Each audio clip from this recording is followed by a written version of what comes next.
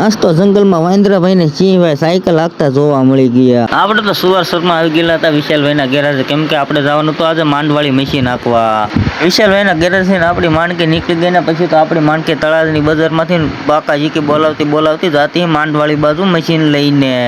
આપણી માણકી પૂગી ગઈ હતી બાકાજી કે બોલાવતી બાપા સીતારામ ચોકમાં. તો બધા મારા ભાઈઓ કોમેન્ટ કરી દઈએ બાપા સીતારામ. પછી તો મારા ભાઈ રાજુએ સડાવી અમારી માણકીને મશીન હોતી હાઈવે ઉપર ને જાય એકો દ બાકાજી કે બોલાવતી. આવડી માણકી પૂગી ગઈ શેત્રુજી પુલ ઉપર ને મને તો પાણી વાળી નાવાનું મન થઈ ગયું.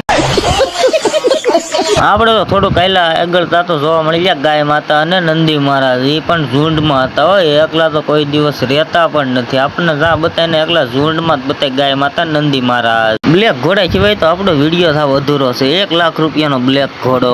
પછી તો આપણે પૂગી ગયા માંડવાળી ગામમાં જા મશીન નાખવાનું ત્યાં ને ભરતી સરખી કરેલી નહોતી એટલે હું મારો ભાઈ રાજુ બે ગયા સાના મના પાણકાવ પર. મારો ભાઈ રાજુ નૈરો હોય એટલે ફોન જ જોવો ગમે અને આજ કઈ આખો દીમાં આ ભરતી કઈ સરખી થાય એમ નહોતી એટલે હું મારો ભાઈ એવા પછી ઘેરે.